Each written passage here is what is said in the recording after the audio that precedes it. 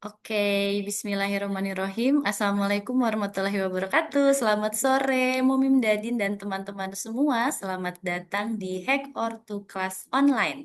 Jadi ibu, tetap jadi istri. Halo, perkenalkan nama saya Fauzia. Insya Allah selama 1,5 jam sampai 2 jam ke depan akan menemani teman-teman semua nih untuk belajar hal baru, untuk sharing insight baru bersama Hack or to Class.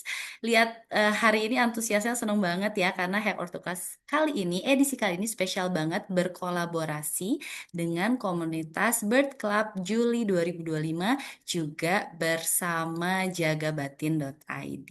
Boleh dong komen-komen nih kira-kira Momim Dadin semuanya nih menyimak mengikuti kelasnya dari kota mana aja. Karena kemarin saya lihat ini hampir berbagai kota kayaknya ya di Indonesia. Halo Bunda Nadia ya dari Bandung, ada dari Bekasi, Depok, Jogja, wah ada dari Cimahi, Sukabumi, Masya Allah banyak sekali ya. Keren banget nih semuanya Momim Dadin teman-teman. Terima kasih sekali lagi saya ucapkan karena Momim Dadin sudah meluangkan waktu nih yang berharga di sore hari ini untuk ikutan Hack or to Class. Mudah-mudahan nanti kelasnya bermanfaat ya. Oke, luar biasa. Banyak banget. Bahkan ada dari Pangkal Pinang, Subang, Medan, semuanya. Halo semuanya. Siapa yang di sini sudah pernah ikutan Hack or to Class atau yang baru pertama kali? Boleh komen. Mungkin ada yang baru pertama kali. Kayaknya banyaknya baru pertama kali nih ya. Oke, baru pertama kali. Oke, teman-teman yang baru pertama kali, saya ingin mengenalkan nih, Hack or to Class itu apa sih? Hack or to Class itu adalah ruang belajar dan berbagi yang dihadirkan untuk membantu kita semua memahami relasi, pernikahan, dan kehidupan keluarga dengan lebih mindful. Di sini kita tidak hanya belajar dari materi, tapi kita juga nantinya belajar dari pengalaman, baik dari diri sendiri maupun dari kisah orang lain. Ya, jadi insya Allah nih nanti di Hack or to kita akan sharing hal-hal yang bermanfaat atau berhubungan dengan relasi, pasangan, dan keluarga. Ada yang baru pertama dan ada juga yang udah lama. Halo, hebat banget ya udah lama ikutan High Order Class ya. Kayak kelas pernikahan enggak juga karena kita ini sebetulnya lengkap nih untuk edukasi keluarga. Makanya kalau misalnya mau tahu info lebih lanjut tentang Hack Ortu Class, bisa follow IG dan TikToknya Hack Ortu dan juga nanti masuk komunitas WA-nya. Nanti akan saya share di grup ya. Nah, karena hari ini spesial banget nih kolaborasi bersama komunitas Bird Club Juli 2025. Tentunya ada challenge khusus nih buat bunda-bunda yang bergabung ke komunitas. Saya share dulu ya, apa sih challenge khususnya? Jadi nanti bunda-bunda silahkan simak kelasnya hari ini karena ada challenge yang berhubungan dengan kelas hari ini. Nah, ini dia. Jadi challenge-nya khusus ya buat bunda-bunda yang mengikuti komunitas Bird Club Juli 2025. Silahkan follow akun @hackortu. Terus selama kelas berlangsung silahkan bunda-bunda mencatat review atau insight. Lalu nanti dibagikan di Instagram feed. Nah, kontennya juga jangan lupa di-share ulang di Instagram Story dan tidak diperkenankan mengeditnya menggunakan AI ya. Lalu nanti tag akun @hackortu pada setiap unggahan. Challenge-nya dimulai dari hari ini sampai tanggal 16 Juni dan nanti pengumumannya di tanggal 18 Juni via Instagramnya @hackortu.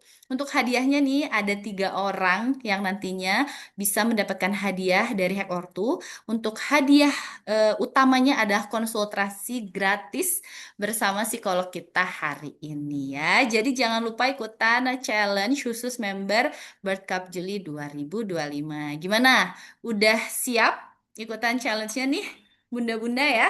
Jangan lupa ya, nanti aku share juga posternya di grup. Oke, sudah siap semuanya untuk ikutan kelasnya? Siap berurai air mata? Enggak lah ya, insya Allah nggak berurai air mata ya. Tapi kalaupun berurai air mata, saya harapnya untuk for good ya. Oke, oke. Nah, tema sore ini mungkin relate banget nih buat banyak orang tua ya, terutama untuk ibu. Karena setelah punya anak nih biasanya pasangan suami istri ini agak sedikit berubah nih dinamikanya. Mungkin waktu ngobrolnya jadi lebih sedikit, obrolannya mungkin hanya tentang anak kebanyakan, tentang rumah atau hal-hal yang harus dibereskan. Belum lagi kalau sudah punya anak tuh biasanya sama-sama capek ya, teman-teman ya. Nah, makanya hari ini kita akan coba nih bahas dari sisi ilmunya juga tentunya ya, karena nanti kita akan ada narasumber psikolog. Cuma nih jangan khawatir juga teman-teman, kemarin saya lihat banyak juga yang daftar ini sebetulnya belum jadi orang tua atau belum menikah. Tentunya itu juga akan sangat bagus banget buat teman-teman bekal nih, bekal sebelum benar-benar jadi orang tua, sebelum benar-benar menjadi pasangan. Oke? Hari ini kita akan ditemani oleh narasumber yang pastinya cocok nih dengan tema kali ini yaitu Isara Rizkia, MPSI psikolog ya. Beliau seorang psikolog klinis dewasa yang banyak mendampingi individu dan pasangan dalam memahami emosi, relasi serta berbagai dinamika kehidupan keluarga. Melalui praktiknya di Jaga Batin dan berbagai layanan psikologi lainnya, beliau aktif membantu klien membangun hubungan yang lebih sehat dengan diri sendiri maupun orang-orang di sekitarnya. Nggak sabar ya, kita langsung saja panggil Kak Isara. Halo Kak Isara, apakah sudah ready nih Kak Isara? Halo, halo, udah Mbak, Insya Allah. Wah, ada siapa itu ya? Ada asistennya Kak Isara ya. Ada sih. Gimana kabarnya Kak Isara hari ini? Alhamdulillah sehat, baik. Mudah-mudahan juga Mbak Fauzia sama ya. Dan teman-teman semua yang udah hadir hari ini, mudah-mudahan juga pada sehat dan baik semua ya. Gitu. Amin. Sebetulnya ini kayaknya udah pada nggak sabar juga ya dengan bahasanya. Sebetulnya nih teman-teman kemarin tuh sebelum tim Hack Ortu memformulasikan kelasnya, kami ada sedikit konsultasi nih sama Mbak Isara sebetulnya. Bertanya nih kira-kira kan Mbak Isara ini sering banget ya menghadapi klien terutama yang pasangan. Kira-kira apa sih masalahnya dan ternyata apa sih Mbak kebanyakan masalahnya yang biasanya konsul nih ke ke Kak Isara? Iya. Cukup banyak ya beragam. Kalau misalnya untuk kayak ibu-ibu gitu ya, ibu-ibu yang baru berumah tangga, banyaknya ya tadi gitu masalah tentang kayak membagi waktu setelah punya anak. Terus kalau yang tadi ngomongin relasi sama suami, banyaknya ngomongin terkait komunikasi. Terus banyak banget juga yang konsulin bahwa tadi tuh kayak bagaimana beradaptasi dengan proses-proses perubahan yang terjadi apalagi setelah punya anak gitu ya. Karena kerasa jadinya ada dinamika yang berbeda ya dibandingkan dulu ketika masih berdua gitu. Nah, biasanya lebih ke akhirnya gimana ya fokusnya ke arah situ. Pada sebagian orang tua juga ada akhirnya bahasa terkait dengan parenting juga ada. Itu. Jadi beragam Oke. ya, Mbak. Betul, betul. Jadi salah satu yang akan kita bahas hari ini adalah terkait tadi ya pasangan dan komunikasi juga. Karena beberapa ini juga komentar udah bilang nih bukan agak sedikit berubah tapi berubah 180 180% katanya setelah punya anak ya. Oke, berarti Kak Isara pasti punya nih ya bahasan atau jawaban yang mungkin akan relate dengan problematika kita bersama. Silahkan Kak Isara, boleh langsung di-share materinya. Oh ya, untuk teman-teman nih nanti kalau ada pertanyaan boleh aja langsung diketik di kolom komentar. Nanti kita akan ada sesi tanya jawab yang pastinya di akhir materi ya. Jadi silakan selama materi berlangsung boleh sambil mengetikkan pertanyaan di kolom komentar. Silakan Kak Isara.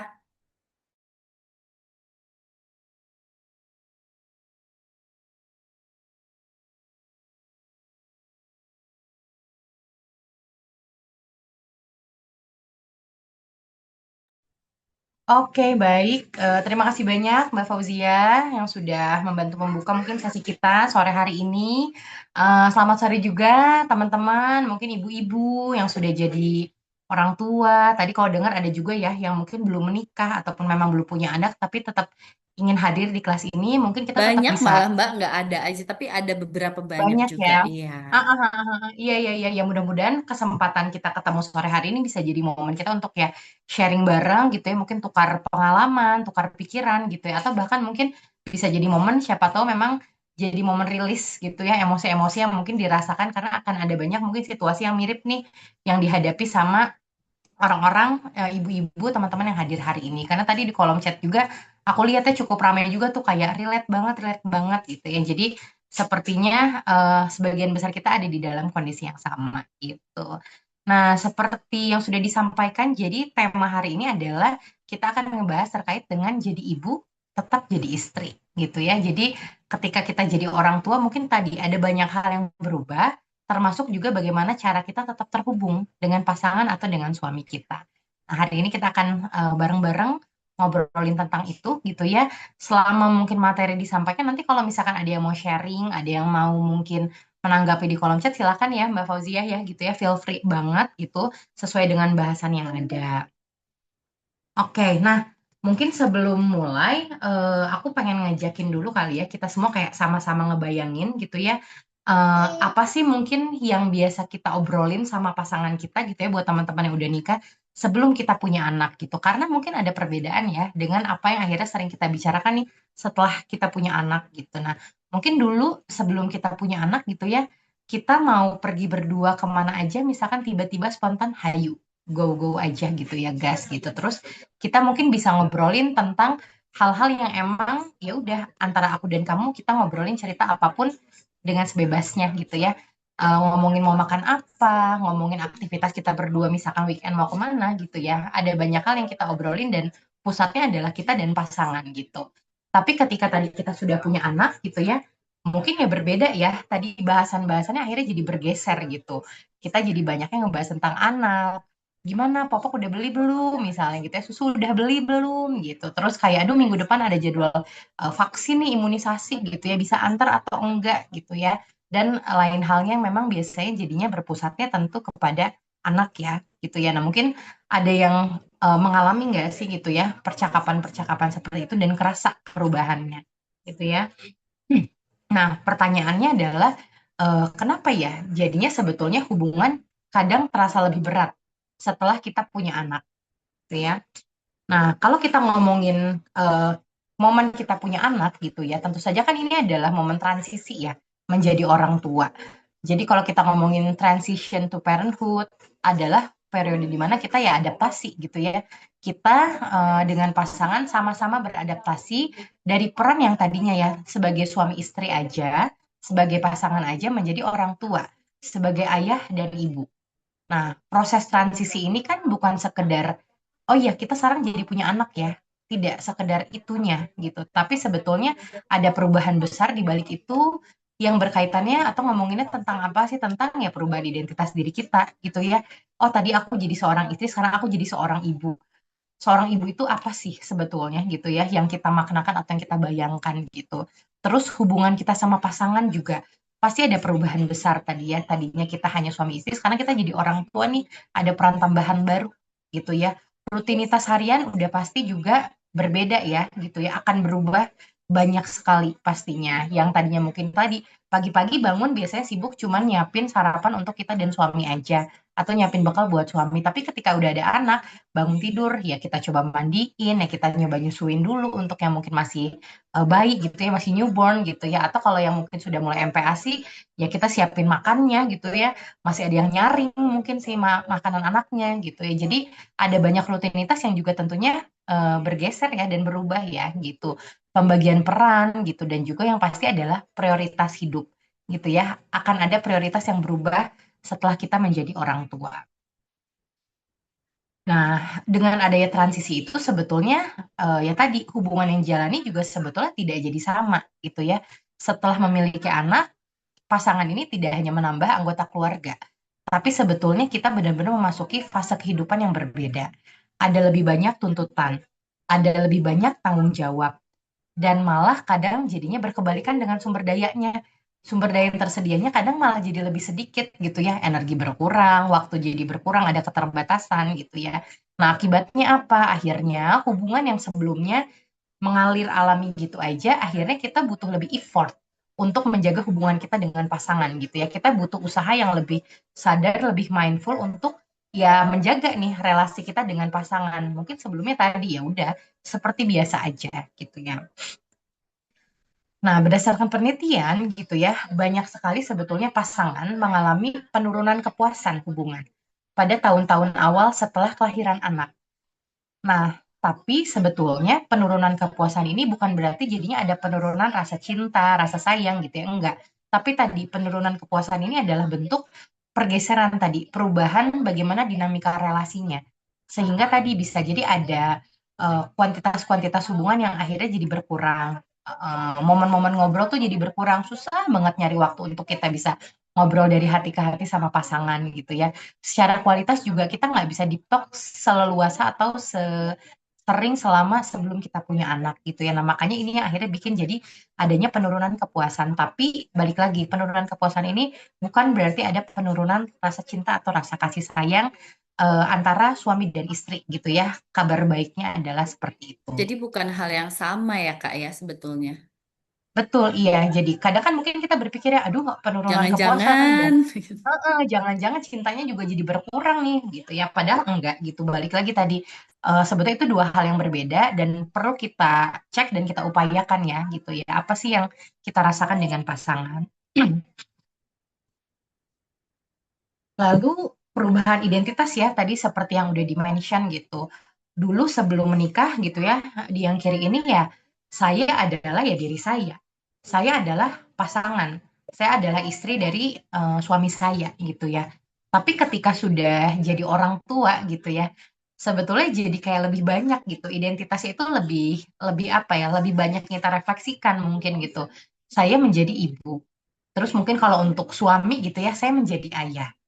Terus sekarang sebagai orang tua itu kan saya juga menjadi pengasuh ya, gitu. Lalu saya sebagai ibu juga akhirnya menjadi pengambil keputusan nih untuk hal-hal yang akhirnya berkaitan dengan anak gitu ya. Sesimpel mungkin ketika anak baru lahir gitu ya, misalnya ada biasanya ibu-ibu lebih aware ya dan lebih peka dengan kondisi anak gitu ya. Sedikit berbagi mungkin kalau saya dulu pas anak baru lahir masih baik gitu ya, cukup overthinking banget ngeliatin apa namanya si mulutnya gitu ya. Itu apa sih lidahnya tangtai nggak sih gitu ya. Ini harus konsul nggak ya ke dokter gitu. Nah, jadi itu dipikirkan sehingga aduh ini aku harus harus konsul nggak ya gitu ya. Atau misalkan ada hal-hal yang kita mungkin baru lihat ke bayi kita gitu ya. Kita berpikir gitu ini apa harus dilakukan ya untuk membantu atau eh, ya diputuskan gitu untuk ditindak kepada anak gitu ya. Dan yang terakhir mungkin yang biasanya lebih berat lagi adalah kita pasti akan merasa bahwa ya saya adalah penanggung jawab kehidupan orang lain gitu ya. Anak itu kan bukan sekedar apa ya, bukan sekedar anak yang ya udah misalnya kita bisa rawat seada-adanya aja enggak kan gitu. Pasti kita sebagai orang tua ingin mengusahakan yang terbaik gitu ya.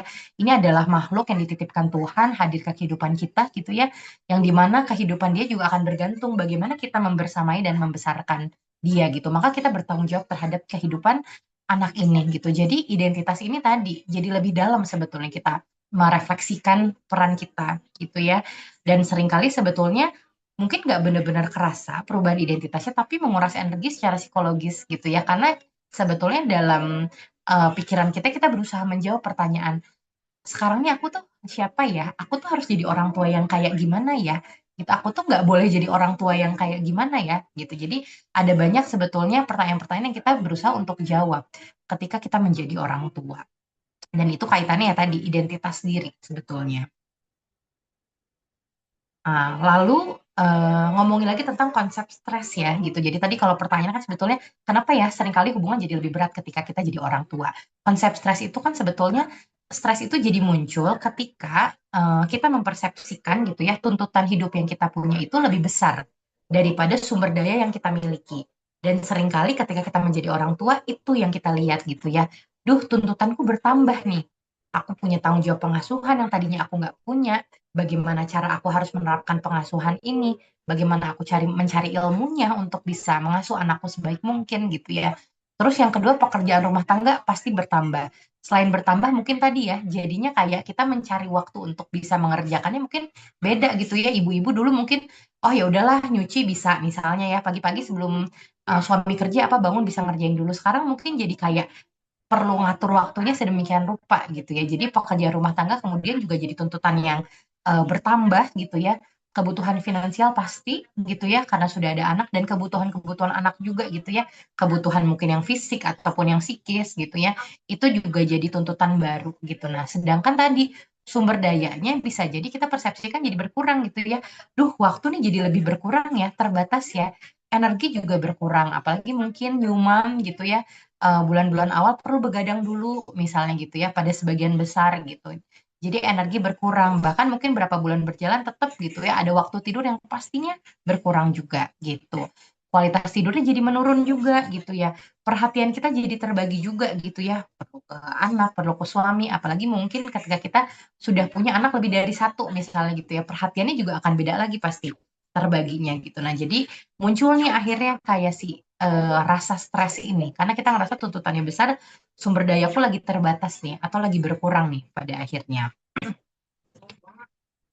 Nah, itu tadi mungkin kalau kita lihat sebagai orang tuanya gitu ya, sebagai orang tuanya. Tapi sekarang kita ngomongin spesifik terhadap seorang ibunya.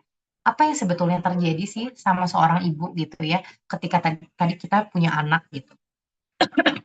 Nah, sebetulnya sebelum kita ngomongin ketika anak sudah lahir gitu ya, berdasarkan penelitian, bahkan sejak dinyatakan hamil, sebetulnya hormon kehamilan itu menyebabkan perubahan struktur otak di Wow, wanita dari gitu ya. sejak hamil ya Kak ya ternyata ya. Sejak hamil betul Karena gitu. Jadi bukan. hormon juga Mm-mm. mungkin ya. Betul, iya. Ini karena si perubahan hormon ini gitu. Jadi beda Mm-mm. ya. Ketika kita nikah, ya nggak ada Nggak perubahan ada perubahan apa-apa sebetulnya hormon. secara fisiologis, Betul, betul. gitu ya. Tapi Hanya ketika kita perubahan status bisa dibilang ya Kak ya. betul ya status peran iya gitu ya. Tapi Iya. sebetulnya secara tadi ya struktur otak, fungsi fisiologis itu tidak ada yang benar-benar berubah. Tapi ketika kita hamil gitu ya, pertama kali kita dinyatakan hamil gitu ya, ada perubahan pada beberapa bagian otak gitu ya, yang dimana memang di bagian-bagian tersebut jadinya ada aktivitas yang meningkat. Nah, aktivitas-aktivitas ini atau bagian-bagian otak ini sebetulnya pusat kontrol dari perasaan empati, perasaan cemas, dan juga interaksi sosial. Maka sangat mungkin kaitannya dengan emosi-emosi tersebut yang akan ada perubahan seperti itu. Dan sebetulnya si perubahan struktur otak ini tidak akan kembali lagi kita seperti semula. Setelah berubah ya udah berubah. Ah, Nggak akan serius jadi kayak Kak? kembali. Betul, iya, betul. Jadi Wow. Jadi kita adalah nggak orang yang akan jadi. berbeda setelah kita jadi ibu ya, bisa dibilang. Betul, iya. Wah, Makanya oke. sering kita merasa seperti itu ya, Iya, karena memang iya, iya, secara iya. fisiologis juga ada yang berubah dan tidak kembali sebetulnya gitu. Tapi bukan jadi itu sesuatu hal yang buruk ya, enggak Iya, iya, gitu ya. betul, betul. Hmm. Cuma ini suatu hal yang Mungkin lebih. cukup mind blowing sih Kak, kalau bisa dibilang. Mhm. Iya, iya. Mhm, mhm, mhm. Nah, yang dimana sebetulnya tadi Mbak gitu itu akan berdampak juga pada ya emosi dan pikiran kita gitu ya. Jadi si perubahan tadi tuh si struktur otak ini memicu seorang ibu itu jadinya muncul perasaan dan perilaku keibuan gitu ya. Jadi naluriah keibuan itu muncul gitu. Oh, rasa cintanya muncul, ada hasrat ingin melindungi anak, menjaga gitu ya. Bahkan tadi ketika hamil ya, kita berusaha menjaga bagaimana kehamilan kita ini, janin yang kita kandung gitu ya, dan selalu khawatir gitu. Dan ini jadinya semakin diperkuat si apa namanya dorongan-dorongan perasaan dan perilaku ini tuh semakin kuat ketika anak lahir dan kita kan jadinya ada kontak fisik yang erat ya antara ibu dan anak ya kita menggendong, kita menyusui gitu. Nah, jadi semakin kuat, hasratnya semakin besar untuk kita ingin merawat anak kita sebaik-baiknya gitu. Nah, jadi tadi kalau dikaitkan dengan yang awal gitu ya, perubahan relasi dengan pasangan, karena ya tadi kita secara naluri ya sebagai wanita, sebagai seorang ibu, kita pengen merawat anak sebaik-baiknya, maka ya sebetulnya fokus kita juga akhirnya pada anak banyaknya gitu ya. Dan balik lagi tadi, sebetulnya kita jadi lebih termotivasi merawat bayi, tapi sebetulnya di satu sisi juga memang perubahan ini tadi ya pastinya membuat emosi seorang ibu, emosi kita jadinya ya tidak stabil gitu. Oke, nah jadi apa aja perubahannya gitu ya? Tadi secara biologis sebetulnya perubahan hormon ya pasti gitu. Pola tidur iya, akan ada pola tidur yang berubah gitu ya, sehingga itu juga akan mempengaruhi energi tubuh kita gitu. Energi kita yang tadinya biasanya fokus untuk diri sendiri, untuk pasangan, terbagi untuk anak gitu ya. Apalagi dengan tadi hasrat yang besar untuk kita merawat anak sebaik-baiknya, maka energi kita akan kita gunakan banyak untuk itu gitu ya. Terus biasanya citra tubuh juga ya gitu ya, citra tubuh kita ada perubahan-perubahan secara fisik, bagaimana kita memandangnya juga gitu ya. Itu juga akan ada perubahan. Terus secara psikologis tadi, identitas diri. Rasa percaya diri ini juga seringkali berubah ya, gitu. Mungkin pada beberapa orang merasakan, ada yang jadinya mungkin jadi ngerasa kurang pede, gitu ya.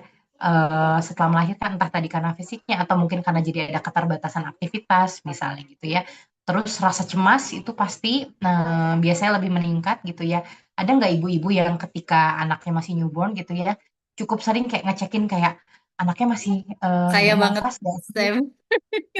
Mbak Faudia Tidur, ngerasain ya Mbak ya? iya, tidurnya nyenyak banget. Jadi kadang kita overthinking. Ini bener Iya. tidur atau gimana tuh? Kata Bunda Nadia juga setiap detik dicek katanya. Tiap detik dicek ya jadinya ya. Iya iya iya gitu ya. Dicek terus gitu kan. Atau misalkan ada yang kayak mau gendong bayi, udah cuci tangan belum ya misalkan gitu. Kita udah bersih belumnya gitu. Karena kita menjaga banget gitu ya. Nggak mau misalkan kita ada bakteri atau virus misalnya gitu ya. Nah itu juga bentuknya dari rasa kecemasan dan dorongan ingin merawat sebaik-baiknya tadi gitu ya. Atau rasa bersalah misalnya. Rasa bersalah, aduh aku tuh kayak butuh waktu sebentar keluar misalnya gitu ya. Minum kopi aja sebentar gitu ya. Atau ngapain sebentar tapi muncul rasa bersalah gitu ya. Nah, itu seringkali dirasakan oleh seorang ibu ya. Lalu dari sisi sosialnya, relasi pertemanan gitu ya. Biasanya ada perubahan gitu ya. Mungkin di awal-awal kita nggak seleluasa sebelumnya untuk ketemu teman-teman gitu ya. Ataupun misalkan kayak mencari waktu untuk nongkrong bareng sama teman-teman gitu. Untuk yang bekerja, mungkin ya sisi pekerjaan juga pasti ada perubahan gitu ya. Atau ketika bekerja justru ya tadi nggak terlalu fokus, kadang jadi lebih ya nggak mudah stres misalnya gitu ya. Hubungan dengan pasangan dan juga tadi prioritas hidup kita yang bergeser. Oke. Nah, jadi ketika kita jadi ibu tuh mungkin ya kita berpikir bahwa ya aku mencintai anakku, tapi juga di satu sisi aku merindukan diriku yang dulu. Ya, karena setelah punya anak cukup banyak ibu yang merasakan jadi kehilangannya waktu pribadi berkurang banyak gitu ya, merasa jadi kehilangan kebebasan ataupun tadi kehilangan identitas yang lama. Seringkali kalau aku pribadi mungkin ketemu klien-klien tadi gitu ya, bilangnya adalah aku tuh kayak nggak kenal loh Mbak sama diriku sendiri. Itu tuh kalimat-kalimat gitu yang sering muncul di ruang konseling kayak aku tuh kayak nggak kenal loh Mbak sama diriku sendiri gitu ya. Atau kayak aku tuh lupa loh aku yang dulu tuh kayak gimana ya Mbak gitu ya.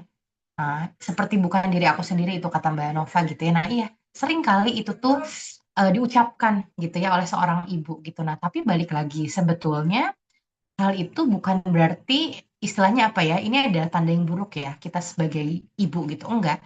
Tapi ini adalah bagian yang normal dalam proses adaptasi kita gitu. Jadi kalau mungkin aku bisa bilang ya perasaan itu adalah perasaan yang valid ya gitu ya. Jadi identitas lama hilang, kita punya identitas baru, tapi bukan berarti dengan identitas baru ini hal-hal yang memang sebetulnya benar-benar jadi khasnya diri kita hilang sepenuhnya enggak. Tapi tadi mungkin lebih kayak tertutupi dulu aja sementara dengan peran baru yang kita punya karena fokus kita atensi kita lebih banyak ke situ gitu ya sehingga sudah lama tidak melakukan eh, apa yang biasa kita lakukan dulu jadi ya udah lama nggak ketemu tadi versi diri kita yang lama karena secara aktivitas juga berubah ya rutinitas juga berubah gitu dan itu bisa nggak sih kita temui lagi bisa kita hadirkan lagi bisa nggak sih bisa gitu ya tapi ya mungkin kita butuh bersabar gitu ya karena akan ada waktunya seiring berjalannya waktu seiring anak mungkin perkembangan dan pertumbuhannya juga mengikuti gitu.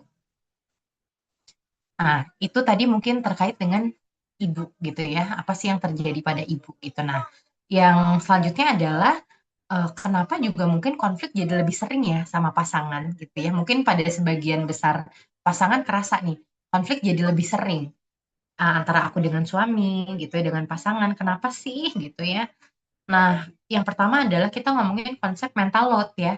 Ini sering banget dibahas gitu ya.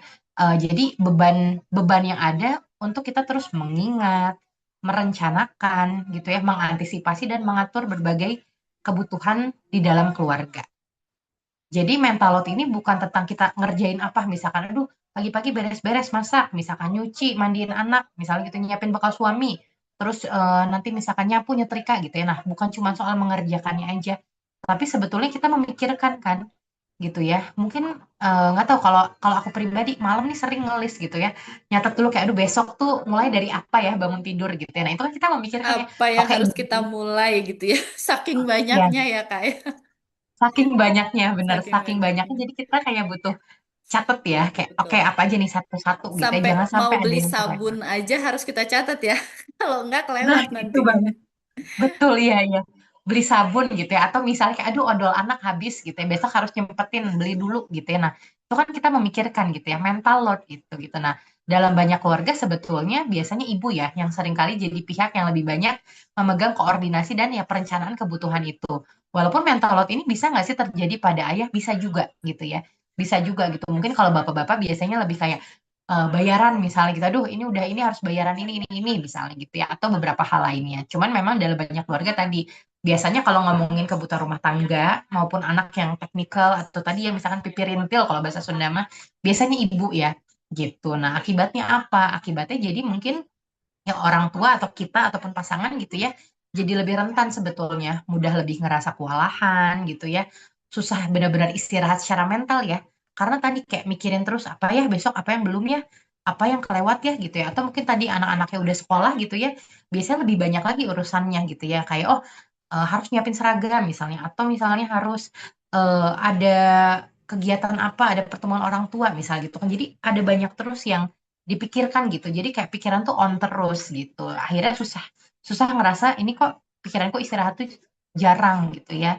Dan bahkan kita jadinya ngerasa apa namanya siaga terus gitu. Siaga terus secara mental padahal nggak lagi melakukan apa-apa. Misalnya kita lagi diem tapi kayak ngerasa aduh ini apa ya bisa ada yang kelewat misalnya gitu ya dan lain-lain gitu. Nah, jadi mental load ini juga salah satu penyebab tadi ya mungkin akhirnya jadi pemicu kita bisa berkonflik sama pasangan karena kitanya kewalahan tadi ada banyak yang kita pikirkan terus gitu baik di sisi sebagai ibu ataupun bisa jadi tadi di sisi pasangan kita. Lalu yang berikutnya perubahan emosi ya gitu. Jadi perubahan emosi itu kan sebetulnya terjadi pada dua-duanya di orang tua gitu ya. Jadi tadi pada ibu ya kita lebih mudah khawatir, lebih sensitif secara emosi, lebih mudah merasa bersalah ibu-ibu gitu ya, mom guilt gitu ya. Terus tadi merasa kewalahan atau yang sering juga dirasakan adalah merasakan kesepian. Padahal mungkin lagi nggak sendirian gitu ya di rumah tadi ada anak misalnya, ada pengasuh atau misalkan ada orang tua, ada mertua tapi tetap merasa kesepian gitu ya. Biasanya ibu-ibu muncul apa kondisi-kondisi kayak gitu ya. Tapi pada seorang ayah atau pada pasangan kita apa biasanya perubahan emosi yang muncul gitu ya. Tekanan untuk menjadi pencari nafkah itu jadinya ya lebih besar biasanya gitu ya. Emosinya lebih berubah di part itu gitu. Karena tadi aku bertanggung jawab nih terhadap keluargaku gitu ya. Atau kecemasannya terkait dengan masa depan keluarga. Kita ini gimana ya? Bisa nggak ya ke depannya aku memberikan kehidupan yang nyaman untuk keluargaku gitu ya. Atau malah jadinya bingung menghadapi perubahan pasangan gitu ya. Tadi kadang kalau misalkan kita sebagai istri, ibu lebih jadi sensitif gitu ya atau mungkin lebih banyak yang diceritakan gitu. Kadang justru pasangan jadinya bingung. Ya aku harus apa ya nanggepinnya, aku harus ngomong apa misalnya gitu ya. Terus kadang karena mungkin ya ayah itu atau bapak itu kan lebih banyak waktu di luar rumah gitu ya. Jadi kadang mungkin tanda kutip secara kuantitas mungkin waktu terlibat untuk mengasuh anaknya lebih sedikit ya gitu. Jadi kadang ngerasa kurang gitu ya sebagai orang tua tuh kurang kompeten misalnya gitu ya. Terus merasa tersisih dari kedekatan ibu dan anak gitu ya. Ada nggak mungkinnya kayak suaminya sering bilang kayak aku juga pengen deh gitu ya kayak kamu sama anak gitu kan bisa tidur siang bareng misalnya atau kayak hari biasa nganterin anak kemana, nemenin anak berkegiatan gitu ya. Nah suami kadang nggak punya momen itu sebetulnya. Jadi ada perasaan tersisih gitu ngelihat istriku lebih dekat dengan anakku seperti itu. Ya. Nah, lalu selain itu apa perubahan kebutuhan? Nah, ini yang jadi penting ya kalau menurut saya ya gitu ya.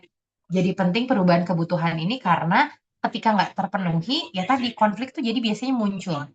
Kalau sebelum punya anak kan mungkin kebutuhan yang dominan itu adalah kita ya kebersamaan kita sama pasangan, kebebasan, mungkin kebebasan pribadi lebih leluasa juga ya ketika hanya berdua gitu ya, punya waktu buat diri sendiri dan punya kesempatan untuk mengejar apa sih yang jadi tujuan kita atau kadang kita masih punya hal-hal yang pengen kita penuhi dulu misalnya gitu ya.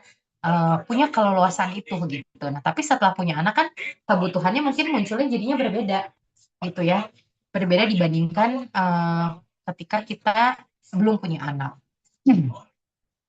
Nah, kebutuhannya apa? Pada ibu, biasanya kebutuhan yang paling dibutuhkan itu adalah dukungan emosional, gitu ya. Jadi nggak apa-apa sih sebetulnya suamiku kerja, aku paham dia dari pagi sampai sore atau sampai malam kerja, tapi bagaimana aku tetap merasakan tuh dukungan emosional itu, gitu ya. Kalau kita lihat banyak banget sekarang konten-konten di Instagram gitu ya, yang ibu-ibu tuh ngechat suaminya, pernah lihat kali ya gitu ya, ngechat suaminya terus kayak misalkan aku ini lagi nyuapin anak gitu ya. Nah, bagaimana respon suami itu mempengaruhi kemudian bagaimana nih si ibu gitu ya akhirnya membersamai anak gitu. Ketika suaminya memberikan kata-kata yang penuh sayang, lebih panjang gitu ya, menyemangati gitu. Itu kan bentuk dukungan emosional kalau untuk seorang istri, untuk seorang ibu gitu ya. Akhirnya jadi lebih semangat gitu ya. Nah, begitu pentingnya dukungan emosional gitu dari pasangan. Terus yang kedua adalah waktu istirahat sebetulnya dan pemulihan energi. Nah, kadang mungkin ibu-ibu tuh lupa ya untuk istirahat. Bahkan sering kali ya kita dengar kayaknya ibu-ibu tuh nggak boleh sakit atau bahkan ketika sakit aja tetap harus ngurusin yang lain-lain gitu. Sehingga memang tadi waktu istirahat dan pemulihan energi ini sebetulnya jadi kebutuhan yang penting gitu. Nah, jangan sampai kita melewatkan itu.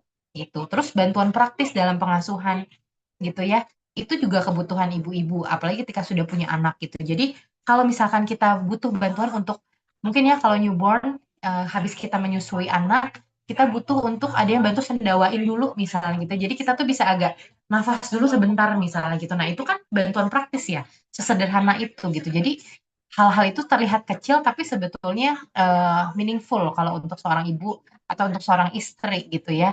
Atau misalnya sambil menyusui dibawain cemilan, dibawain makanan misalnya gitu, atau disuapin gitu. Nah, bantuan seperti itu atau misalnya eh, yang bantu ganti popok misalkan dan lain-lain gitu ya. Terus apalagi yang dibutuhkan gitu ya, apresiasi dan pengakuan atas usaha yang sudah dilakukan gitu. Karena seringkali kayak seorang ibu tuh ngerasa aku tuh udah melakukan banyak banget dalam satu hari untuk anakku gitu ya. Tapi nggak ada yang lihat karena ya di rumah ya cuman aku aja sama anakku gitu. Gak ada yang lihat sehingga aku nggak mendapatkan apresiasi dan pengakuan itu gitu. Padahal butuh nggak sih seorang ibu butuh banget gitu ya, butuh banget hal itu. Karena ketika mendapatkan tadi apresiasi dan pengakuan itu jadi bahan bakar untuk seorang ibu ya untuk lebih eh, apa lebih semangat lagi gitu mengasuh anak gitu ya. Dan yang terakhir biasanya waktu untuk diri sendiri gitu. Waktu untuk diri sendiri ya tadi kita butuh mungkin istirahat, pijet sebentar, ke salon sebentar misalnya. Ketemu teman sebentar. Nah, itu juga sebetulnya butuh. Tapi tadi biasanya agak bertabrakan dengan rasa bersalah ya gitu pada seorang ibu. Nah, kalau pada ayah kebutuhannya apa biasanya? Apresiasi tetap perlu juga gitu ya.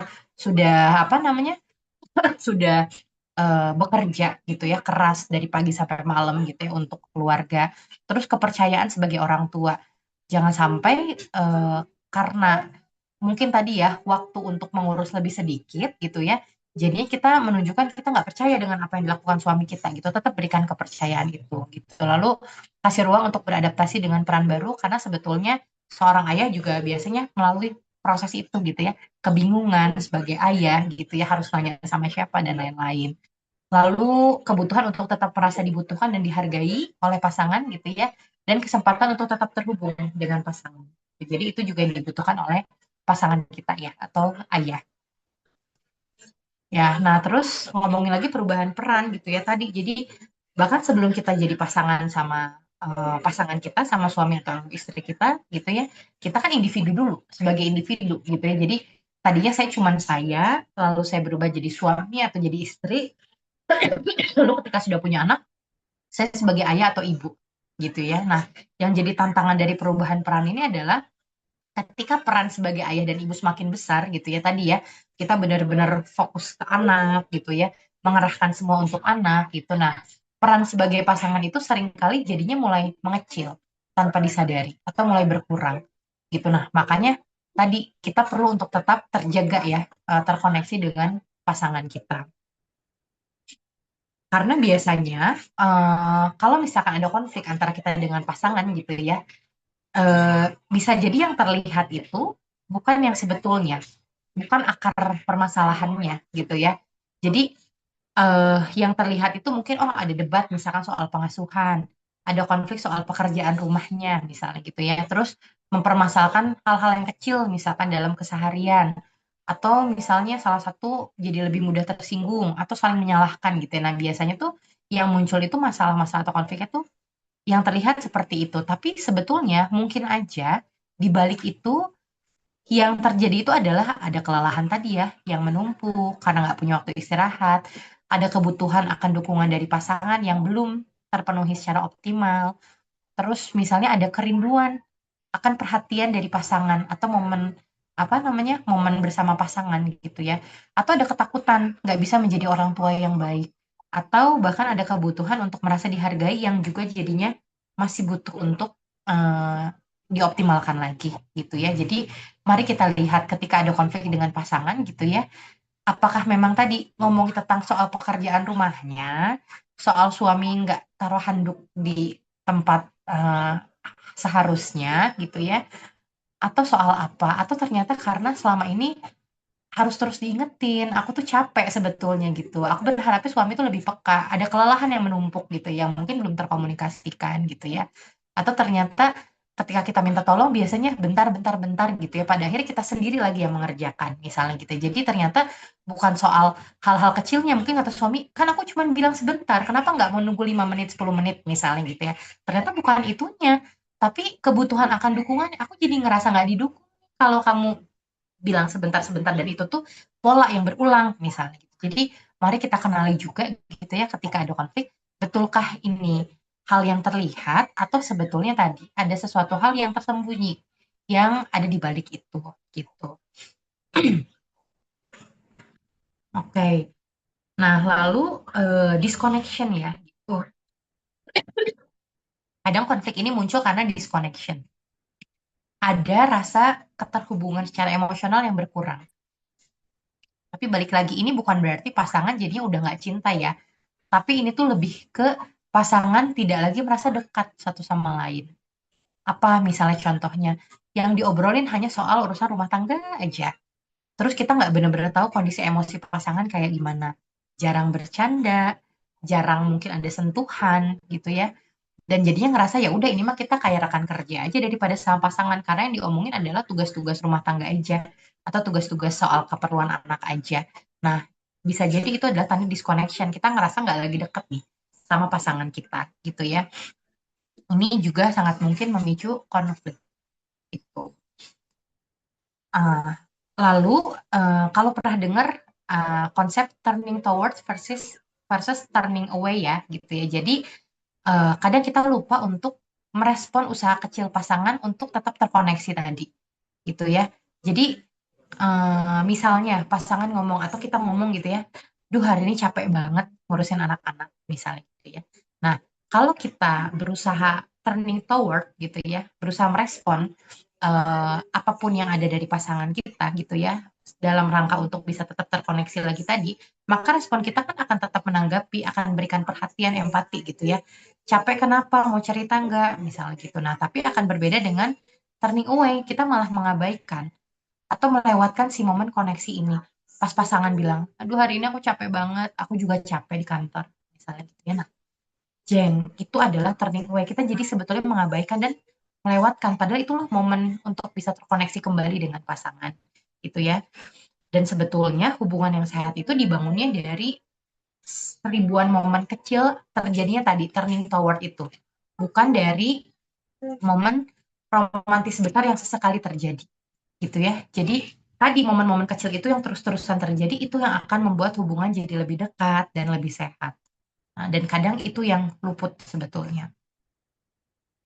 Lalu apa yang mungkin bisa kita lakukan ya kalau gitu tadi untuk bisa tetap terkoneksi sama pasangan, lebih memahami juga mungkin kebutuhan pasangan. Nah, beberapa practical tools yang aku coba siapkan di sini. Yang pertama adalah emotional check-in gitu ya. Nah, aku selalu senang banget untuk bahas emotional check-in karena emotional check-in ini adalah momen untuk tadi membantu pasangan itu, kita dan pasangan itu merasa didengar, dipahami dan tetap terhubung. Jadi di tengah kesibukan kita ngurus anak, rumah tangga, di tengah kesibukan pasangan bekerja gitu ya, kita nggak hanya bertukar informasi aja, tapi bagaimana kita memahami tadi kondisi emosional satu sama lain. Sederhana sebetulnya emotional check-in ini. Gimana hari ini tadi di rumah anak-anak? Hari ini apa yang paling bikin capek tadi? Gitu ya, atau kenapa kamu ada hal yang masih ganjel, kok kelihatannya kamu kayak apa namanya, ada yang ingin disampaikan misalnya gitu ya, cek aja pasangan kita gitu ya. Atau misalkan, oke weekend ini apa kamu pengen, apa yang kamu butuhin minggu ini, mau kemana misalnya gitu. Nah, untuk menanyakan hal-hal itu, kayak mungkin ya ada sebagian yang merasa kayak basa-basi deh Mbak gitu ya, tapi sebetulnya itu bukan basa-basi ya, Tapi itu adalah tadi bentuk usaha untuk kita tetap terhubung, untuk kita mendengarkan gitu ya, dan memahami apa sih sebetulnya si kebutuhan pasangan itu. Lalu yang kedua, repair attempt gitu ya. Bagaimana kita menunjukkan upaya-upaya gitu ya, upaya kecil bahkan untuk menghentikan konflik agar tidak semakin membesar. Jadi ketika ada konflik, nah gimana caranya supaya nggak jadi makin dar der dor gitu ya kita sama pasangan gitu ya. Contohnya dengan cara apa? Humor. Humor itu adalah salah satu bentuk yaitu repair attempt gitu ya, usaha supaya ini konflik gak jadi besar deh gitu ya. Kita bisa menyelipkan humor, meminta maaf gitu ya. Ya udah sebelum konflik jadi besar jangan lupa kita meminta maaf dan kita memvalidasi atau mengakui perasaan pasangan. Ya, jadi sebetulnya aku selalu bilang konflik itu bukan sesuatu masalah dalam sebuah hubungan sebetulnya. Tapi sebetulnya yang jadinya merusak hubungan kalau konfliknya nggak berhasil diperbaiki. Gitu. Jadi tadi wajar nggak sih kita ada konflik sama pasangan ketika tadi ada perubahan-perubahan wajar dan nggak apa-apa konflik itu. Ketika konfliknya berhasil diperbaiki, malah konflik ini menjadi bekal kita jadi punya hubungan yang lebih kuat sama pasangan. Karena dari konflik yang selesai dengan sehat gitu ya, kita jadi lebih kenal pasangan, kita jadi lebih bisa mengantisipasi supaya konflik yang nggak berulang karena kita udah tahu cara penyelesaiannya atau ketika pun berulang tidak akan berlarut si konfliknya gitu ya. Jadi apa repair attempt yang bisa dicoba? Ya aku paham kok kenapa kamu kesel gitu ya. Nah, merasa divalidasi kan pasangan gitu ya. Atau tadi permintaan maaf. Maaf ya aku tadi kayak terlalu emosional pas ngomong misalnya gitu ya. Atau memvalidasi perasaan dua-duanya. Kita lagi sama-sama capek ya sekarang gitu. Jadi ditahan dulu gitu ya. Atau misalnya boleh nggak ya kita lanjut ngobrolnya nanti kalau udah lebih tenang. Sekarang masing-masing dulu aja nggak apa-apa nanti kita ngobrol lagi ya. Gitu. Nah, itu kan bentuk usaha supaya nggak makin besar konfliknya. Jadi itu adalah hal yang bisa kita coba juga gitu ya. Nah lalu yang ketiga adalah ritual of connection. Tadi kan setelah punya anak mungkin waktu berdua nggak sebanyak dulu ya gitu. Jadi penting kita untuk menciptakan momen yang konsisten hadir satu sama lain. Nggak perlu terlalu lama gitu ya. 10 menit aja ngobrol setelah anak tidur. Bisa. Pelukan sebelum berangkat kerja, pelukan 10 detik, 20 detik misalnya gitu ya. Bisa. Saling bertanya tadi hari ini gimana gitu. Atau pagi-pagi sebelum beraktivitas minum kopi dulu bareng. Atau kalau nggak minum kopi, ngeteh dulu bareng misalnya gitu ya. Nah jadi eh, koneksi ini dibangun lagi lewat tadi. Sebetulnya aktivitas kecil yang dibangunnya secara konsisten gitu. Jadi nggak harus nunggu waktu yang wah yang ideal banget, tapi dibangun aja, mulai pelan-pelan, tapi konsisten. Karena kalau nggak konsisten biasanya nggak jadinya butuh waktu lebih lama ya terkoneksi kembali. Tapi konsisten tuh misalnya oke deh tiap pagi atau seminggu seenggaknya 2 hari atau 2 kali misalnya gitu. Jadi em, luangkan waktu itu gitu ya. Oke, nah yang terakhir adalah team mindset. Jadi mindset kita dengan pasangan yang sehat itu bukan aku lawan kamu ya, tapi kita bareng-bareng melawan masalah gitu. Jadi kalau kita ngobrol sama pasangan lebih baik kita membahasnya adalah apa ya sebetulnya ini kita tuh lagi kenapa ya? Apa yang lagi kita hadapin sih ini sekarang? Apa ya yang kita butuhkan saat ini gitu ya? Gimana ya kita bisa saling support lagi satu sama lain? Jadi kita bukan kayak ini tuh siapa sih yang salah? Suamiku nih yang salah misalnya gitu. Ini suamiku nih yang kurang usaha misalnya gitu ya. Aku nih yang lebih capek gitu. Nah, jadi bukan aku versus kamu tapi kita versus masalah gitu ya. Oke, nah terakhir mungkin menjadi orang tua memang tadi ya mengubah banyak hal gitu. Tapi di tengah semua perubahan itu, hubungan kita dan pasangan tetap bisa bertumbuh gitu ya. Ketika kita berusaha untuk saling melihat, saling memahami, dan tetap memilih satu sama lain setiap harinya dengan pasangan kita gitu. Nah, mungkin itu eh, materi yang bisa disampaikan untuk hari ini gitu ya. Mungkin selanjutnya kita mau lanjut ke pertanyaan yang itu dulu Mbak yang kemarin atau gimana Mbak Fauzia? Oke, siap. Terima kasih banyak ya Kak Isara ya, luar biasa. Sambil mendengarkan materi, sambil juga, saya juga sebetulnya agak berkaca-kaca ya. Soalnya kayak real sih ya kayak maksudnya karena saya juga sebagai seorang ibu ya. Jadi Hmm, merasakan apa yang mungkin dirasakan sama teman-teman juga nih di kolom komentar tadi juga pada komen kan kayak relate banget terus banyak juga yang merasa itu tadi ya kehilangan iya. identitas setelah menjadi ibu, terus merasa suaminya kurang peka dan sebagainya gitu ya. Jadi memang materi yang sangat manfaat lah ya bisa dibilang. Nah, nanti kita akan buka sesi tanya jawab nih Kak sebelumnya. Tapi sambil Kak Isara istirahat dulu, mungkin teman-teman di sini boleh komen ya. Ini kan kebanyakan saya lihat ibu-ibu nih. Ada juga nggak sih yang bapak-bapak? Soalnya dari tadi pada ngomongin bapak-bapak. Suami saya nggak dengar gitu. Coba saya pengen tahu dong, ada nggak yang jadi peserta tuh bapak-bapak dan alasannya kenapa? Entah itu bapak-bapak yang sudah menikah atau punya anak ataupun yang belum gitu ya. Mungkin boleh komen kalau ada tuh ya. Oh, pada kerja ya, masih kerja ya. Nah, tapi kalau nggak Itu salah ada yang kemarin ini Mbak Fauzia, ada yang ada resen yang ya. raise hand Oke. bapak-bapak 2 orang. Oh, ada ya. Oke. Oke, ada yang pakainya HP suami ya. Nanti recordnya bolehlah di-share ya. Nanti insya Allah ya, teman-teman akan saya share recordnya mungkin di minggu depan. Nanti jangan live group dulu, karena akan di-share recordnya. Nah, selain itu juga materinya kan ini sangat menarik ya tentang komunikasi suami istri nih ya teman-teman. Tapi kan hari ini kita secara online nih. Kira-kira kalau Hack Ortu nih nanti mengadakannya secara offline nih, kira-kira teman-teman tertarik nggak nih? Dan apakah temanya masih mau tentang komunikasi suami istri, jadi ibu? Boleh ya di kolom komen. Jadi nanti kita bisa eh, siapkan lagi nih kelas berikutnya. Wah, mau ya. Yang teman-teman yang lain gimana? Recordnya mau dikirim ke suami boleh. Ada juga yang pakai speakernya dikerasin biar kedengeran ya. Boleh ya. Wow, pada mau ya. Oke, boleh ya nanti di komen atau mungkin boleh juga DM ke Instagram Hack Ortu ya kalau misalnya ada tema nih yang ingin teman-teman dapatkan, boleh. Oke, sekarang udah cukup banyak juga pertanyaan yang masuk nih dari kolom komentar dari teman-teman. Alhamdulillah, terima kasih banyak.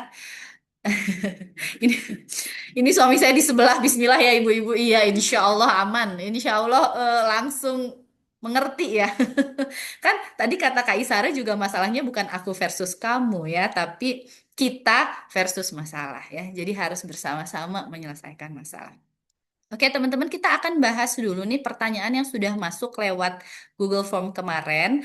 Tapi kalau misalnya ada pertanyaan di Google Form nih yang belum dijawab, nanti insya Allah akan dijawab lewat konten-kontennya Hack Ortu, mulai dari konten tanya ahli atau teman curhat di websitenya hackortu.com ya. Kita share dulu pertanyaan yang pertama. Nih ya, Kak Isara dari Kak Mita Pratiwi. Pertanyaannya, apa saja ya kesalahan yang sering dilakukan oleh new mom dalam mengatur waktu maupun prioritas untuk anak dan suami? Yang umum-umum aja nih, Kak. Mungkin di sini banyak juga teman-teman yang baru jadi ibu, baru anaknya masih bayi ya, masih newborn. Kira-kira gimana nih, Kak Isara? Iya, iya, iya, iya. Mungkin kalau buat aku mungkin bukan kesalahan ya, apa namanya, tapi lebih ke apa ya mungkin eh, usaha yang dilakukan gitu ya. Tapi mungkin jadinya kayak butuh untuk lebih disadari aja gitu. Karena kan Oke, balik lagi biasanya tadi new mom ini juga berusaha mengatur tadi ya waktu dan prioritas itu sebetulnya dengan dasar niat baik dan cinta gitu ya betul. dan rasa sayang aku yakin banget gitu ya jadi bukan kayak melakukan dengan niat yang buruk enggak gitu tapi kan ini usaha yang dilakukan gitu tapi tadi mungkin jadinya lebih butuh apa ya penyesuaian lagi gitu ya nah biasanya sih yang pertama adalah seluruh energi gitu ya lebih banyak hampir sebagian besar itu jadinya dikerahkannya untuk anak gitu nah sering kali gitu ya karena kayak tadi ada dorongan untuk merawat sebaik-baiknya ini momenku pertama kali, aku harus memastikan semuanya aman gitu ya. Maka akhirnya jadinya energi hampir diberikan seluruhnya kepada anak. Sampai tadi akhirnya lupa tuh tadi memberikan, menyiapkan energi untuk bisa ngobrol sama pasangan gitu ya. Terus mungkin untuk jadi tetap terkoneksi atau punya momen-momen tadi gitu ya. Momen-momen yang bisa dinikmati bareng sama pasangan gitu. Karena kan sebetulnya balik lagi, fondasinya ketika kita tadi jadi orang tua ini ya kita dan pasangan sebetulnya kan gitu ya sebelum ke anak kita Betul. gitu. Nah, terus kadang biasanya new mom gitu ya ada pemikiran gini kayak ah gak apa-apa lah sekarang mah anak dulu aja gitu ya dan sama pasangan mah nanti kalau anak udah agak besar bisa kayak dulu lagi gitu nah kadang tuh ada gitu ya beberapa yang punya pemikiran seperti itu gitu nah padahal sebetulnya ketika tadi akhirnya kita jadinya apa namanya fokus sama anak, terus kita mikirnya nantilah sama pasangan mah dia bisa mengikuti, nanti anak mungkin 2 tahun, 3 tahun, 4 tahun udah bisa kayak dulu lagi sama pasangan. Nah, tapi dalam momen-momen itu sebetulnya sangat mungkin gitu ya, jarak emosional kita dengan pasangan malah jadi semakin besar Betul. jaraknya gitu. Nah, jadi mungkin yang butuh lebih disadari itu juga gitu ya, bahwa justru ketika momen ini kita jadi nyumam bayi baru lahir, kedekatan sama pasangan malah justru lebih butuh diperkuat ya. Karena balik lagi tadi proses pengasuhannya, jadi kita juga nggak membebankan ke diri kita sendiri gitu. Nah, karena di satu sisi kadang nyumam itu ada upaya untuk melakukan semuanya sendiri, karena aku ngerasa aku harus bisa nih sebagai ibu gitu ya. Pokoknya aku harus bisa melakukan semuanya gitu. Tapi padahal tadi meminta bantuan justru itu adalah kebutuhan dan sebetulnya bagian dari pengasuhan yang sehat. Kita sangat boleh meminta bantuan pada orang-orang yang ada di sekitar kita gitu ya, memang siap dan mendedikasikan waktu dan energinya untuk support kita. Jadi jangan sampai kita melakukan semua atau menyelesaikan semuanya sendirian gitu. Nah, yang terakhir mungkin lupa ya merawat diri sendiri ya. Gitu karena sibuk merawat tadi ya, merawat anak, merawat keluarga gitu. Padahal tadi ketika kita lupa merawat diri kita, entah tadi ya merawat itu merawat fisik, merawat mental kita, psikis kita gitu ya. Malah tadi jadinya kita merasa lelah terus-menerus gitu. Nah, kelelahan ini sebetulnya jadinya biasanya nggak cuma kita juga yang terdampak. Ke pasangan iya gitu ya, ke anak Anak, juga ikut betul. terdampak gitu kan. Iya ya, sering kerasakan gitu. Makanya mungkin sering kali dengar kayak iya nih kayaknya keluarga yang bahagia itu tercermin dari bagaimana ibunya gitu. Ibunya bahagia nggak sih gitu ya? Betul nggak sih? Betul gitu ya. Karena eh, dari beberapa research yang aku baca gitu ya, koneksi apa namanya, koneksi seorang ibu dengan dirinya sendiri akan mempengaruhi bagaimana koneksi ibu dengan pasangan, dengan juga anak gitu ya. Vibes-nya itu akan sangat mempengaruhi gitu. Jadi jangan lupa juga untuk tetap merawat diri sendiri sebetulnya. Karena itu yang kadang biasa tadi dilupakan ketika kita jadi nyumam. Ah ya udahlah, gak apa-apa gitu, nanti aja kita mah yang terakhir aja lah, nanti nggak apa-apa gitu. Nah, sebetulnya bukan kita jadi terakhir, tapi oh ya waktu buat aku nanti deh pas ini tetap diselipkan. Ada momen untuk kita sendiri gitu.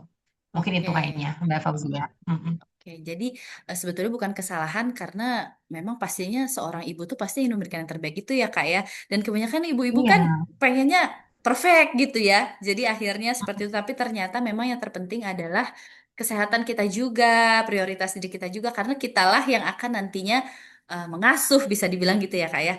Kalau kitanya Iya. aja capek, gimana cara kita mengasuh gitu ya. Semangat ya buat new mom tapi kebanyakan mungkin ibu-ibu yang di sini anaknya karena komunitas Bird Club Juli 2025 ya, sudah agak sedikit Mm-mm. besar ya. Tapi mungkin ada yang anaknya kedua mungkin ya, semangat. Oke, Yes, yes, yes. pertanyaan kedua ya. Kita lihat pertanyaan kedua dari Kak Laila Lutfi. Ada dua pertanyaan nih. Kak, yang pertama nih, bagaimana cara mengatasi kecemasan dalam pernikahan nih ya? Ketika perempuan merasa suaminya tidak lagi seintens dan seperhatian saat masa pacaran, padahal secara objektif suami tetap bertanggung jawab nih. Adakah cara membedakan antara perubahan normal akibat adaptasi peran ya? Dengan tanda bahwa kualitas hubungan memang sedang menurun. Nah, kadang kan biasa ya perempuan mau overthinking ya. Ih kenapa ya Hmm. sekarang suami saya teh padahal dulu waktu sebelum nikah mah gitu ya seperti apa. Tapi setelah sudah nikah, nah ini kira-kira gimana nih Kak cara membedakannya? Mm-mm. Oke, oke, oke. Iya, iya. Nah, mungkin ini pertanyaannya menarik ya, karena mungkin juga banyak yang merasakan gitu ya. Gimana kita membedakan ini tuh maksudnya perubahan perubahan yang ya udah perubahan normal karena ada proses adaptasi tadi, atau ini tuh lagi ada yang menurun nih kualitas hubungan kita, atau tadi koneksinya gitu ya lagi berkurang gitu ya. Mungkin kalau kita lihat tadi perubahan yang normal itu ada bentuk yang berubah ya tadi, misalnya oh yang mungkin kita tadinya ada waktu berdua ngedate bareng jadi lebih jarang date misalnya gitu ya. Lebih sedikit tadi waktu berdua, waktu untuk ngobrol misalnya. Lebih banyaknya pembahasan-pembahasan terkait anak, lebih ngerasa lelah gitu. Nah, tapi di samping itu tetap ada rasa peduli kita sama pasangan, pasangan juga peduli sama kita gitu ya. Rasa kita menghormati, menghargai pasangan gitu ya. Rasa cintanya, rasa sayangnya itu tetap terasa, tersalurkan satu sama lain gitu ya, meskipun ada perubahan tadi gitu ya. Dan kerasa bahwa, oh lagi ada masalah, masih ada kemauan untuk memperbaiki masalahnya. atau untuk mendiskusikannya gitu kan. Jadi ada perubahan, tapi sebetulnya yang penting-pentingnya tadi ya, rasa kita sayang, perhatian, peduli, menghormati, menghargai gitu ya. Keinginan untuk tetap terhubung, keinginan untuk kita tetap bisa menyelesaikan ketika ada masalah itu juga tetap ada. Gitu. Maka itu adalah perubahan yang normal. Dan itu memang berarti tadi perubahan yang tadi tuh lebih jarang waktu-waktu berdua, ngedate-nya misalnya gitu ya. Ngobrolinnya banyak soal anak, lebih ke karena lagi adaptasi aja. Nah, tapi yang perlu lebih diperhatikan gitu ya, apa sih gitu ya. Ketika mulai muncul nih tidak lagi tertarik dengan apa sih yang lagi dijalanin sama pasangan, misalnya gitu ya. Nggak mau tahu misalkan pasanganku di pekerjaan lagi ada apa, misalnya. Atau sebaliknya pasangan tuh nggak nanya gitu ya tentang apa sih yang aku lalui hari ke hari gitu ya. Kelihatan nggak tertarik. Atau ketika tadi aku ngomong, misalnya aku capek banget hari ini, aku juga capek. Nah, itu juga tanda gitu. Itu juga tanda kan, kok dia tidak tertarik, kok dia tidak memberikan perhatiannya sih padaku ketika aku mengeluhkan rasa capekku gitu ya. Terus misalnya ada menghindari komunikasi terus-menerus. Hmm. Tadi misalnya ada yang perlu dikomunikasikan, kita ajak ngobrol, dia menghindar. Atau kayak nanti deh gitu ya, menunda obrolannya gitu ya. Terus kita ngerasa jadi tadi, oh kok ada rasa kayak nggak di respect ya, nggak dihargai lagi sama pasangan gitu.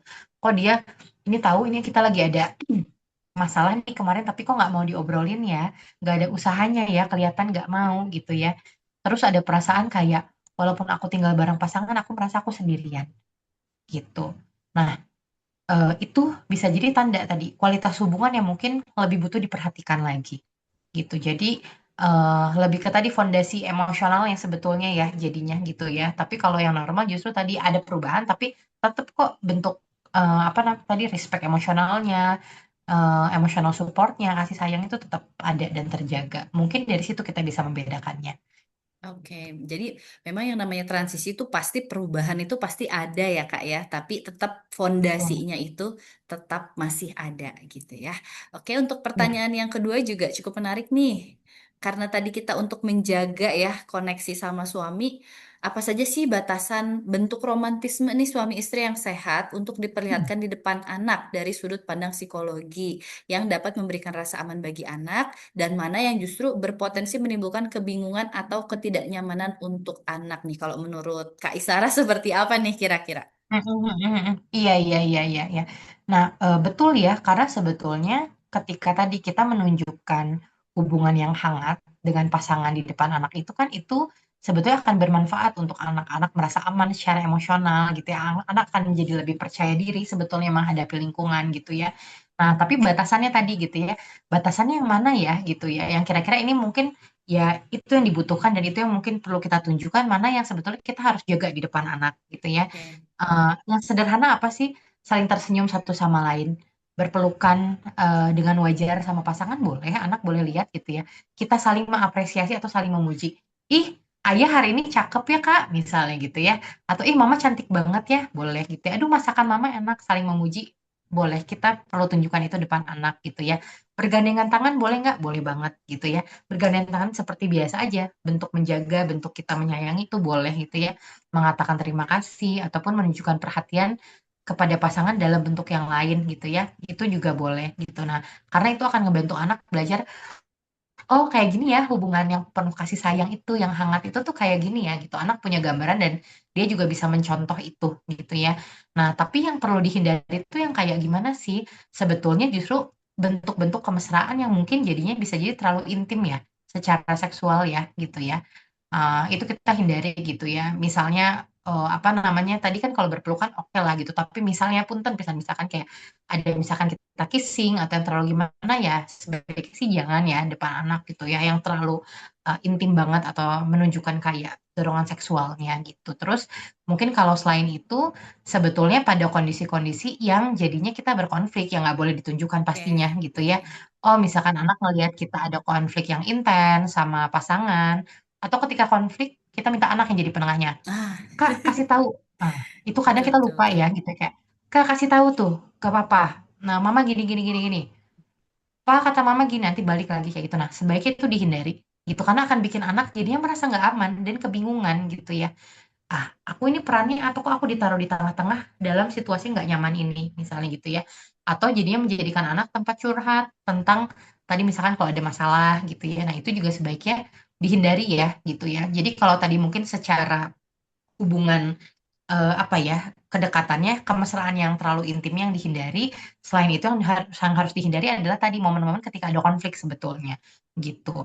Dan balik lagi, kadang kan kita teh orang tua pengen nih jadi orang tua yang terbaik yang sempurna. Tapi sebetulnya anak tuh nggak butuh orang tua yang sempurna ya, gitu ya. Karena sulit juga kalau kita mau jadi orang tua yang sempurna, tapi anak itu paling butuh adalah orang tua yang bisa memberikan rasa aman. Jadi kita fokus ke situ aja gitu ya. Kita fokus bagaimana kita memberikan rasa aman nih. Termasuk tadi ketika kita ada konflik dengan pasangan, jangan sampai anak terbawa atau terlibat untuk merasakan ketidaknyamanan itu gitu ya. Kita bisa diskusikan, selesaikan, tidak harus di depan anak gitu. Oke, jadi tidak perlu ya jadi yang sempurna ya, karena memang tidak ada yang sempurna ya Kak Isara. Ya gimana sih Iya, caranya jadi sempurna ya? betul, Oke, betul. kita lanjut ke pertanyaan berikutnya. Ini pertanyaan di chat juga sudah banyak banget, tapi mohon maaf ya teman-teman kalau misalnya kita tidak bisa menjawab semua karena keterbatasan waktu, mungkin nanti kita akan jawab di kontennya Hack Ortu, atau mungkin nanti kita akan bikin Hack Ortu kelasnya yang offline nih ya, khusus buat Hmm. membahas komunikasi dan relasi bersama pasangan ya. Oke, untuk pertanyaan berikutnya dari Kak Talita, ada dua pertanyaan juga nih. Yang pertama, bagaimana sih cara istri bisa menghormati dan mengapresiasi suami tanpa merasa berjuang dan berkorban sendiri? Kira-kira gimana, Kak? Kadang kitanya takut merasa kayak kita jadi bertepuk sebelah tangan gitu, kita effort sendiri gitu loh, Kak. Iya, iya, iya. Sedangkan suami kan Iya, gitu ya iya. kadang ya, cuek, diem aja Mm-mm. gitu. Nah, kira-kira gimana, Kak? Iya, iya, iya. Oke, oke, oke. Nah, mungkin kita coba bedakan dulu ya, dalam artian tadi, apresiasi dengan ada kondisi kita sebetulnya tadi merasa berjuang dan berkorban sendiri, atau kita jadi kayak eh, menanggung beban sendiri, atau misalkan jadinya ngerasa nggak seimbang dengan pasangan gitu ya. Karena tadi mungkin kadang istri itu ngerasa kalau aku terus yang tadi mengapresiasi, menghargai, memahami dia, siapa yang memahami aku gitu ya. Karena jadinya aku sebetulnya ya tadi ngerasa berkorban sendiri nih, berjuang sendiri gitu ya. Karena kalau misalkan itu yang terjadi, bisa jadi masalah utamanya bukan kayak bagaimana kita tadi menghormati atau mengapresiasi suaminya, atau kita kurang mengapresiasi, menghormati suaminya, tapi tadi kalau dari pembahasan itu kebutuhan apa yang belum terpenuhi sebelumnya. Karena ada perasaan tuh gitu ya, kita merasa berjuang dan berkorban sendiri gitu. Jadi ada kebutuhan yang sebetulnya butuh untuk dipenuhin dulu atau belum terpenuhi gitu ya. Sehingga tadi mungkin jadinya kita kok jadi agak sulit menghormati atau mengapresiasi ya, tapi bisa jadi ini jadi kondisi yang berbeda gitu karena ada kebutuhan yang belum dipenuhi, belum disentuh gitu ya. Jadi muncul pemikiran ini gitu. Balik lagi apresiasi yang sehat itu untuk dua-duanya merasa dilihat dan dihargai gitu. Jadi ketika misalnya ya kita mengapresiasi suami, maka kita juga perlu merasakan itu. Kalau jadinya kita merasa kita yang mengapresiasi sendiri, tapi kita merasa berjuang dan berkorban sendiri, nah berarti mungkin tadi ada kebutuhan yang belum terpenuhi sehingga mungkin pertanyaannya jadinya gimana ya saya bisa terus menghargai suami gitu, tapi gimana ya supaya kami itu bisa saling menghargai. Jadi dia juga menghargai saya gitu, termasuk tadi ya mendukung kebutuhannya gitu. Karena hubungan yang sehat itu kan tidak terbangun dari satu orang yang terus saja memberi gitu ya, tapi sebetulnya adalah dua orang yang saling memberi sehingga kemudian dua-duanya harapannya bisa merasa saling dihargai gitu. Jadi bisa sambil kita cek ya gitu. Yang part apa dari diriku kayaknya ini yang aku tuh tadi ya aku tuh merasa butuh tapi mungkin belum nih. Itu boleh sambil dicek sih gitu. Oke, jadi tetap Ya, namanya hubungan ya Kak ya, harus saling ya. Jangan sampai hanya satu ya. betul. Oke, untuk pertanyaan keduanya, nah ini nih. Ini kayaknya masalah banyak umat umat wanita. Bagaimana Hmm. cara meminta bantuan suami melakukan sesuatu tanpa harus emosi? Karena biasanya kalau minta tolong nggak bisa sekali atau dua kali ngomong. Banyak ya ibu-ibu yang merasa seperti ini ya. Biar nggak emosi Yang relate gimana? banget. Biar kayak Nikita Iya, iya. Willy gitu meren ya. Seperti Nikita Willy. Santai Iya, gitu, iya. lembut. Gimana kira-kira Ah, Kak? ah, ah, ah. Iya, iya, gemes banget ya. Iya, iya, iya, iya. Mm. Nah, eh, mungkin ya aku ngelihatnya adalah emosinya ini munculnya ya bisa jadi sebetulnya tadi kan bukan karena apa sih yang kita minta tolong gitu. Tapi emosi ini teh muncul karena tadi kita lelah sebetulnya harus mengulang berkali-kali kan gitu ya. Jadi di dalam pikiran kita adalah lebih ke kayak akumulasi sebetulnya rasa lelah yang terus terulang. Polanya gitu tuh, kalau aku minta tolong gitu ya, minta bantuan, harus berkali-kali, aku lelah gitu. Jadi akhirnya ketika minta bantuan yang kesekian kali, ada emosi yang terlibat di situ. Dari si pola-pola yang lama sebelumnya muncul gitu ya.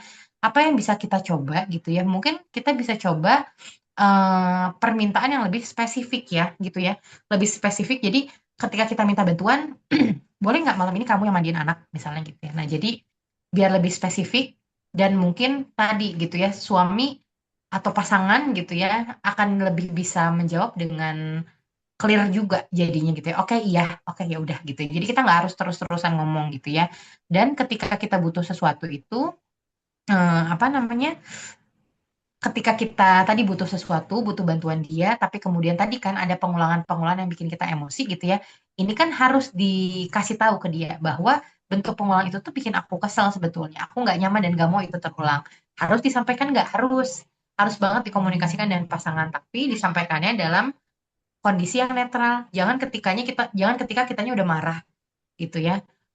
Baru deh kita meledak keluar. Kenapa sih kamu tuh kalau aku ngomong harus dikasih tahu berkali-kali dulu? Nah, jadi itu tuh harus disampaikan, tapi sampaikannya ketika kita netral. Karena kalau tadi kita sampaikan ketika kita marah, kadang nggak benar-benar dipahamin, nggak diterima pesannya seutuhnya. Karena yang diterimanya marahnya aja, gitu. Nggak benar-benar apa namanya, nggak benar-benar jadinya menerima gitu ya bahwa kita teh butuh benar-benar dibantu kayak gitu. Dan yang kita bahas adalah tadi polanya ya, bukan tugasnya, bukan dianya nggak apa misalkan tadi nggak ambilin minum atau misalkan nggak ambilin obat anak misalnya gitu ya bukan si tugasnya tapi si polanya gitu bahwa iya nih kayak kok aku jadi ngerasa aku yang harus ingat semuanya sendiri aku yang harus segera nyelesain ini sendiri gitu ya nah pola-pola itu yang kita bicarakan lebih jelas harapannya apa harapannya jadinya suami lebih aware juga gitu ya bukan masalah tugasnya karena tadi mungkin tugasnya sebetulnya kita bisa aja sendiri gitu kan tapi sebetulnya bentuk supportnya gitu terus apa namanya eh pembagi mental load-nya itu kan sebetulnya kita tuh butuh berbagi gitu karena jadi itunya yang kita bahas gitu ya bukan fokus terhadap si tugasnya supaya pasangan juga aware karena kadang biasanya gitu ya pada beberapa case fokusnya tadi gitu kepada si tugasnya atau si situasi spesifiknya itu yang dibahas padahal kadang sebetulnya bikin kita emosi itu pola yang berulangnya kan gitu sehingga pola yang berulang itu yang harus kita sampaikan kepada pasangan gitu. Ya, Jadi tadi sedikit tanggepin kalau misalnya pasangan diem aja nggak gerak-gerak, boleh nggak sih yang kita lakukan biarin sendiri? aja. Ya udah, ketika momen itu memang kita harus segera diselesaikan tugasnya dan pasangan agak kurang respon gitu ya, ya udah kita selesaikan dulu aja. Kalau memang harus diselesaikan momen itu. Tapi tadi balik lagi, saat momen netral harus dibicarakan. Tadi juga ada yang bilang kalau dia nggak gerak-gerak tuh boleh biarin aja nggak sih, nggak usah malah kita yang kerjain berantakan berantakan deh. Ya boleh juga sih sebetulnya ya, Ya, kalau nggak boleh juga. urgent gitu ya, bukan suatu hal Ah, yang ini. Tapi berarti memang yang namanya punya pasangan, berelasi ya suami istri itu seninya ada banget ya Kak ya. Kita mau menyampaikan sesuatu harus melihat situasi. Kita mm, berkonflik, kita harus melihat apa sih sebetulnya akar konfliknya, bukan masalah dia nggak ngerjain, tapi pengulangan itu tadi. Jadi memang seninya tuh ada banget ya Kak ya. iya. Oke, jadi nanti kalau misalnya teman-teman tertarik, boleh nanti ya di kolom komen bilang kalau mau ada kelas lanjutan gitu ya terkait relasi suami istri. Oke, teman-teman terima kasih banyak untuk pertanyaan yang sudah masuk kemarin di Google Form dan sekarang juga yang sudah masuk di Zoom. Banyak banget dan karena keterbatasan waktu mungkin nggak akan bisa kita bahas semua. Jadi ini tim Hack Ortu sudah memilih beberapa ya. Mohon maaf untuk teman-teman yang belum bisa dijawab. Nanti insya Allah akan kita jawab di kontennya Hack Ortu. Jangan lupa follow IG dan TikToknya Hack Ortu. Oke, pertanyaan pertama nih ya dari kolom komentar dari Kak Shanin. Kak Isara, gimana Mm-mm. ya caranya kita bisa membagi energi dengan peran sebanyak itu? Kadang aku di kantor udah ngebayangin sampai rumah bakal ceritain itu ke suami.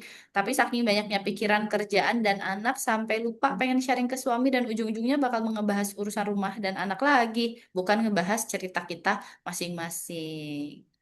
Gimana ya Mm-mm. caranya ya? Memang banyak sih perannya. Udah gitu seperti yang tadi Kak Isra jelaskan, setelah punya anak, tanggung jawab kita bertambah ya Kak ya. Kira-kira gimana nih Kak? Iya. Mm-mm. Iya, iya, iya. Energi itu kan memang kayak apa ya? Kita memang perlu mengatur ya, gitu ya. Jadi mengatur prioritasnya karena pada banyak kondisi ketika kita nggak mengatur energinya dengan sadar tadi, akhirnya jadi kelelahan tiba-tiba kok ngerasa burnout. Kadang bahkan ada perilaku-perilaku yang muncul kayak tiba-tiba nangis sendiri nih Mbak aku gitu ya. Nah itu tuh bisa jadi tadi karena ada energi yang kemudian jadinya tidak terbagi dengan optimal gitu ya. Nah ini kalau tadi kata Mbak Shanin kan kayak gimana kita bisa membagi energi dengan peran sebanyak itu gitu ya. Kita perlu menentukan sih di awal gitu ya. Bagaimana kita mau membagi energi kita sendiri.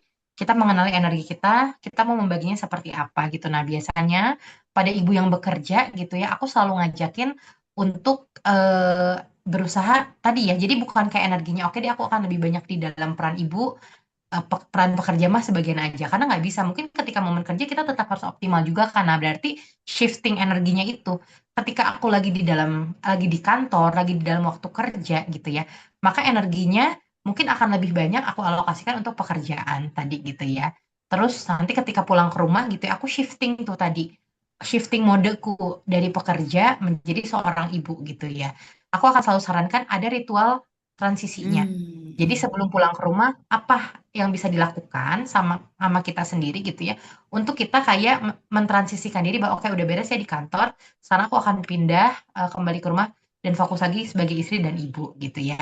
Nah, kalau di konteks pertanyaannya Mbak Shanin ini kan sebetulnya tadi ya mungkin butuh untuk cerita ke suami tapi ujung-ujungnya lupa nih pas nyampe rumah ya udah akhirnya ngomongin urusan anak lagi gitu ya. Padahal mungkin tadi ya yang pengen diceritain itu apa sih yang dihadapi sama diriku sendiri mungkin tadi di kantor ataupun di luar urusan anak gitu ya. Sehingga kalau menurut aku itu perlu diluangin dan disepakati sama suami. Kapan ya kita ngobrolin hal selain ngomongin soal anak gitu. Karena perlu nggak perlu banget dan harus harus ada bahasan tentang kita, tentang pasangan di luar tentang anak gitu ya.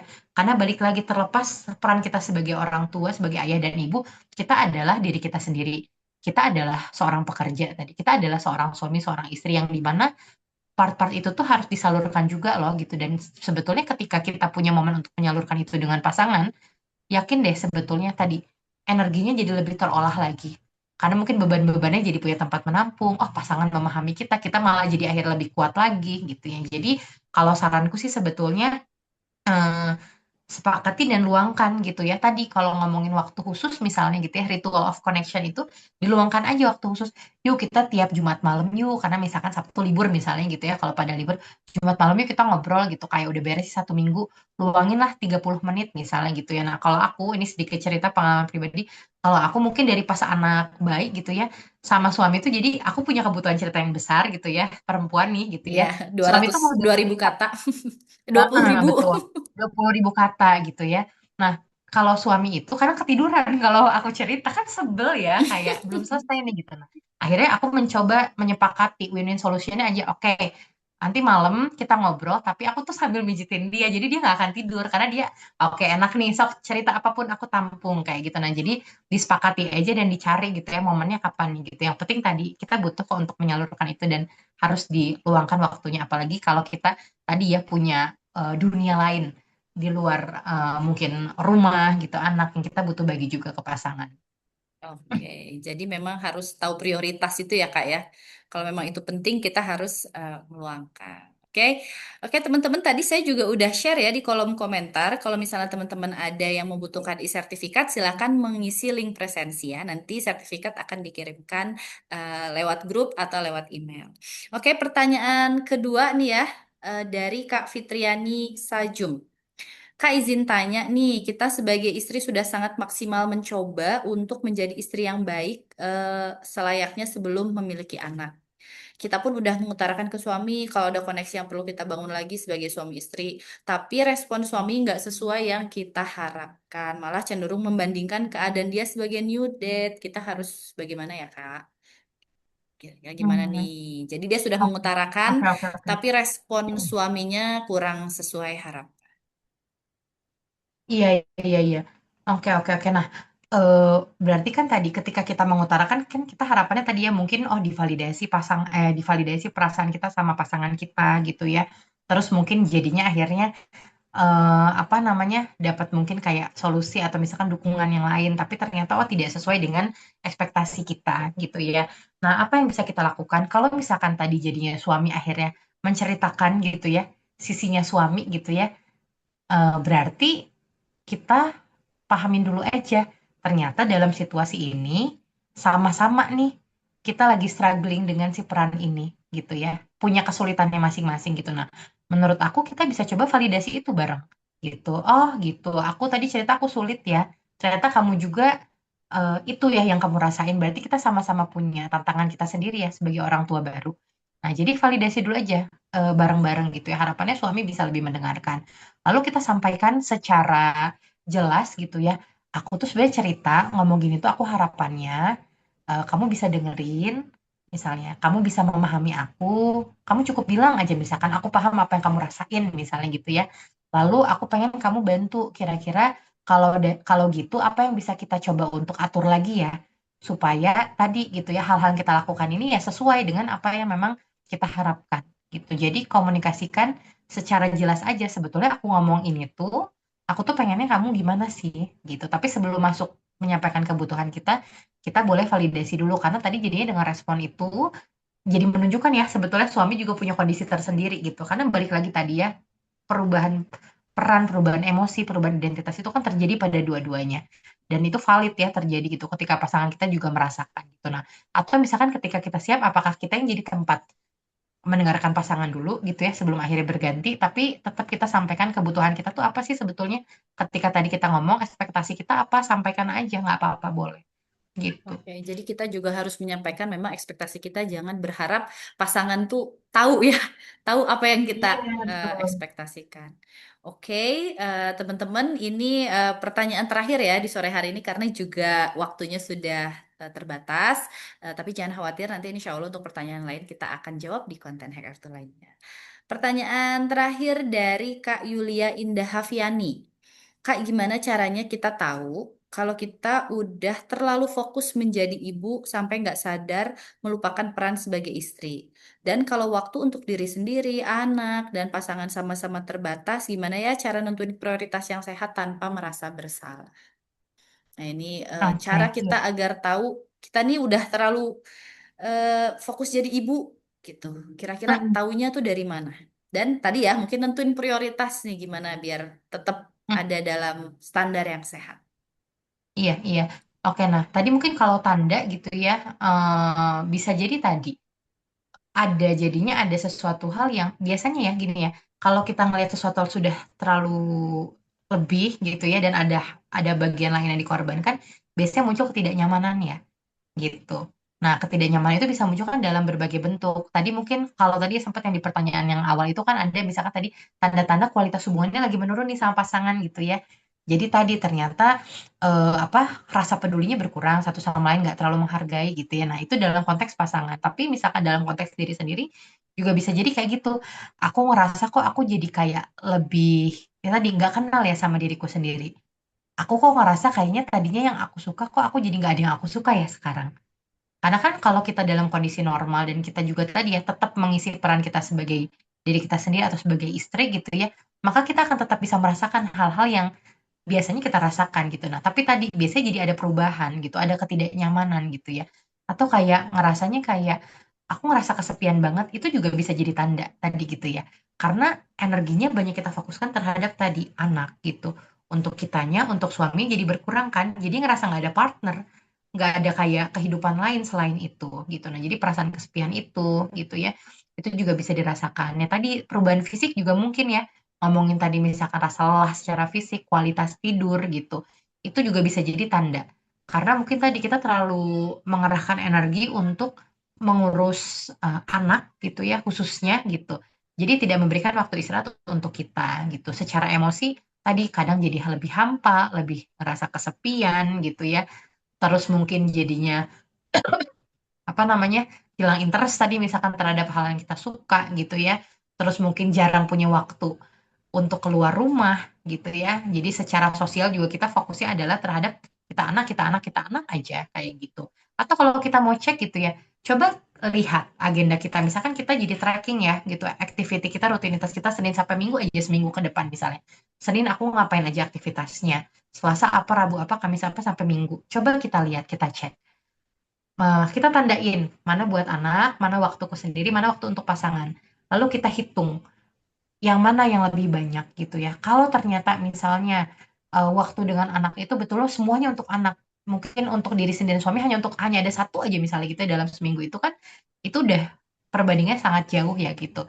Tapi kalau kita masih mau menyisipkan aja seenggaknya untuk kita dan pasangan gitu ya, seenggaknya mungkin 30% sampai 50% dari waktu yang kita lalui dalam seminggu itu, rasanya itu masih normal justru gitu. Dan tadi gimana ngatur prioritasnya gitu ya. Balik lagi prioritas itu mungkin nggak bisa kayak oke deh sekarang aku udah jadi ibu prioritas anak pasangan baru diriku sendiri enggak, tapi tadi kalau buat aku kita perlu lihat waktu-waktunya ya. Oh ketika momen ini oke ini anak yang jadi prioritas, tapi kita belum perlu menaruh nih kapan kita yang mau menaruh diri kita menjadi prioritas gitu ya. Ketika tadi ada keterbatasan-keterbatasan gitu kita memang butuh sih cari support system gitu ya. Jadi kalau menurutku ketika kita sudah punya anak kita dengan pasangan, kitanya sebagai orang tua sendiri sebagai ibu butuh support system, kehadiran pasangan, keluarga, kita dengan pasangan juga butuh support system gitu ya. Keluarga yang orang tua, mertua, keluarga yang lebih besar lagi gitu. Jadi tadi, oh kalau memang sumber dayanya ada, support systemnya ada gitu ya, maka tadi tetap luangkan waktu untuk kita dengan pasangan misalnya gitu ya. Pada momen-momen tertentu seminggu sekali, misalkan 2 minggu sekali atau sebulan sekali. Sehingga di momen itu prioritasnya jadi kita dan pasangan dulu, anak walaupun tidak di prioritas awal, tapi kita sudah memastikan anak dengan support system yang aman, misalnya gitu. Nah, jadi mengaturnya itu mungkin tadi kita menyesuaikan dengan konteks, dengan waktu dan situasinya. Tapi yang penting kita tetap meluangkan gitu. Ada buat anak dan mungkin sebagian besar bisa jadi buat anak gitu ya. Tapi bagian mana yang untuk kita dan pasangan? Di hari apa? Di jam berapa? Berapa lama? Seberapa sering gitu? Dalam 1 minggu, dalam 1 bulan misalnya gitu. Nah, mungkin lebih ke pengaturannya, plottingnya ya gitu. Jadi nggak kaku ya Kak ya, jadi fleksibel menyesuaikan situasi dan kondisi. Oke, semoga menjawab ya teman-teman semua pertanyaannya. Jangan lupa nih follow IG-nya @hackortu, siapa tahu pertanyaan atau yang tadi ditanyakan di kolom komentar itu nanti bisa kita jawab di konten Hack Ortu. Nah, sebelum kita umumkan nih, saya akan mengumumkan siapa 2 orang peserta beruntung hari ini untuk mendapatkan door prize. Kita bisa foto bersama dulu ya, teman-teman. Silahkan yang berkenan untuk menyalakan kamera, boleh dinyalakan kameranya. Kita akan foto bersama nih, silahkan. Ayo ditunggu nih kira-kira yang mau menyalakan kamera. Nanti akan muncul ya, muncul di websitenya @hackpart. Sudah? Masih ada yang mau menyalakan kamera? Wah, ada ya. Oke, kita foto dulu ya. Siap ya? 1, 2, 3. Oke, siap. Oke, terima kasih teman-teman semua. Terima kasih juga Kak Isara atas waktunya dan penjelasannya. Mudah-mudahan nih semua teman-teman yang mendengarkan materi hari ini bisa menerapkan satu atau dua aja ya dari yang telah kita bahas hari ini. Terima kasih banyak ya Kak Isara ya. Oke, sekarang waktunya saya mengumumkan siapa nih peserta yang beruntung mendapatkan door prize. Yang pertama atas nama Kak Fitriani Sajum, selamat.